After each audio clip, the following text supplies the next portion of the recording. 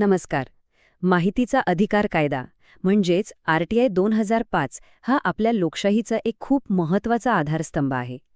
आज आपण ह्या कायद्यातल्या दोन सगळ्यात शक्तिशाली कलमांबद्दल बोलणार आहोत, कलम 21 आणि कलम 22. यातलं एक आहे संरक्षणाची ढाल आणि दुसरं आहे एक महाअस्त्रच. चला तर मग ह्या कायद्याच्या पानांमध्ये जरा खोलवर डोकावूया. विद्यार्थी मित्रांनो, आता आपण हे कलम पाहणार आहोत. तुम्ही तयार आहात ना? चला पुढचं कलम पाहूया. पण थांबा, कुठल्याही कायद्याच्या कलमांमध्ये शिरण्याआधी तो कायदा मुळात आहे तरी कशासाठी, नाही का, त्याचं महत्त्व काय आहे हे पटकन समजून घेऊया. हे बघा, 2005 साली हा जो माहितीचा अधिकार कायदा आला ना, त्याचा मुख्य उद्देशच होता सरकारी कामात पारदर्शकता आणि उत्तरदायित्व आणणं. म्हणजे सरकार काय करतंय, कसं करतंय हे सगळं आपल्याला कळायला हवं. हा कायदा म्हणजे प्रत्येक भारतीय नागरिकाच्या हातात दिलेली एक मोठी ताकद आहे. यामुळेच आपण थेट सरकारला प्रश्न विचारू शकतो की अहो, हे काम का थांबलंय, आणि त्यांना उत्तर द्यावंच लागतं. चला तर मग सुरुवात करूया कायद्याच्या पहिल्या ढालीपासून. ही ढाल आहे कलम 21. आता ही ढाल कोणासाठी आहे? तर त्या अधिकाऱ्यांसाठी जे प्रामाणिकपणे आपलं काम करत आहेत आणि या कायद्याची अंमलबजावणी करत आहेत. आता इथे हा शब्द खूप महत्वाचा आहे, सद्भावनेने, म्हणजे इन गुड फेथ. याचा अर्थ काय होतो? अहो, अगदी सोपा आहे.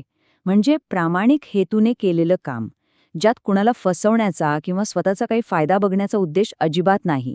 आणि हेच कायदेशीर तत्त्व त्या सरकारी अधिकाऱ्यांचं रक्षण करतं, जे आपलं कर्तव्य अगदी निष्ठेने पार पाडत आहेत. आणि हेच कलम 21 अगदी स्पष्ट शब्दांत सांगतं की बाबा, जर तुम्ही या कायद्यानुसार चांगल्या हेतूने प्रामाणिकपणे एखादं काम केलं असेल तर तुमच्यावर कोणीही कोर्टात केस करू शकत नाही किंवा कोणतीही कायदेशीर कारवाई होणार नाही. विचार करा, ही किती मोठी ढाल आहे. यामुळे अधिकारी घाबरत नाहीत, ते माहिती द्यायला पुढे येतात, कारण त्यांना माहीत असतं की प्रामाणिकपणाला संरक्षण आहे. बरं, ढालीबद्दल तर झालं. आता वळूया या कायद्याच्या खऱ्या सुपर वेपनकडे, त्याचं महाअस्त्र. आणि ते आहे कलम 22. याच कलमामुळे या कायद्याला त्याची खरी अफाट ताकद मिळते. हे समजून घेण्यासाठी थोडे इतिहासात जाऊया. आरटीआय कायदा येण्याआधी आपल्याकडे होता 1923चा ऑफिशियल सिक्रेट्स ॲक्ट. नावावरूनच कळतंय याचा उद्देश काय असेल. सरकारी माहिती सिक्रेट म्हणजे गोपनीय ठेवणं. हा कायदा म्हणजे पारदर्शकतेच्या वाटेतली एक मोठी जुनी भिंत होता असं समजा. मग इथे एक जबरदस्त प्रश्न उभा राहतो, नाही का, की जेव्हा एक नवीन कायदा जो म्हणतो सगळं खुलं करा, जुन्या कायद्याशी टक्कर देतो जो म्हणतो सगळं गुप्त ठेवा, तेव्हा काय होतं? या संघर्षात कोण जिंकतं? आणि या प्रश्नाचं एकदम अचूक, एकदम स्पष्ट उत्तर आपल्याला मिळतं कलम 22 मध्ये. हे कलमच आरटीआय कायद्याला बॉस बनवतं. कायद्यांच्या लढाईत कोण जिंकणार हे तेच ठरवतं. हे बघा, हा फरक किती स्पष्ट आहे. एका बाजूला आहे 1923चा कायदा, ज्याचा सगळा जोर आहे गुप्ततेवर, आणि दुसऱ्या बाजूला आहे आपला आरटीआय कायदा, जो पारदर्शकतेबद्दल बोलतो, नागरिकांच्या हातात शक्ती देतो, आणि सगळ्यात महत्त्वाचं म्हणजे त्याचा अधिभावी परिणाम आहे. म्हणजे काय? तो इतर सगळ्या कायद्यांवर भारी पडतो. आता जरा या शब्दांकडे नीट लक्ष द्या, कारण हेच ते महाअस्त्र आहे. कलम 22 काय म्हणतं की ऑफिशियल सिक्रेट्स ॲक्ट 1923 मध्ये किंवा इतर कुठल्याही कायद्यात काहीही वेगळं लिहिलेलं असलं तरी ह्या म्हणजे आरटीआय कायद्याच्या तरतुदीच लागू होतील. एकदम सरळ भाषेत सांगायचं तर बाकी कोणी काहीही म्हणो, माहिती देण्याच्या बाबतीत आरटीआय कायदा जे सांगेल तेच फायनल. तर मग मुद्दा अगदी स्पष्ट आहे. माहितीचा अधिकार कायदाच सर्वोच्च आहे.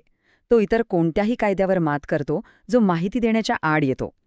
हे फक्त पुस्तकात नाहीये.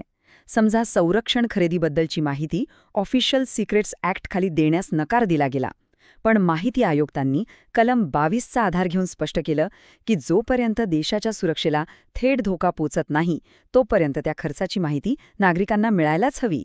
इथे बघा, आरटीआय कायदा कसा सिक्रेट्स ॲक्टवर भारी पडला. हीच आहे कलम 22ची खरी ताकद. ठीक आहे, आपण पाहिलं की कायद्याला किती ताकद आहे, पण या सगळ्याचा आपल्यासारख्या सामान्य नागरिकासाठी नेमका अर्थ काय होतो? आपल्या आयुष्यावर याचा काय परिणाम होतो? या कलमांमुळे आपल्या हातात प्रचंड शक्ती येते. माहितीच्या अधिकाराचा योग्य वापर करून आपण भ्रष्टाचाराला लगाम घालू शकतो. सरकारला त्यांच्या प्रत्येक निर्णयासाठी, प्रत्येक कामासाठी जबाबदार धरू शकतो, आणि यातूनच आपली लोकशाही दिवसेंदिवस मजबूत होत जाते. कारण सोपं आहे, जेव्हा नागरिकांना माहिती मिळते तेव्हाच ते कारभारात योग्य प्रकारे भाग घेऊ शकतात.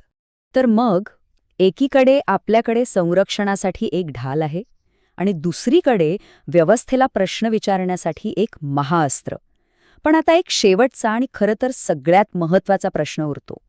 माहितीच्या अधिकाराचं हे सर्वात मोठं शस्त्र वापरण्याची जबाबदारी नक्की कोणाची आहे? या प्रश्नावर थोडा विचार नक्की करा.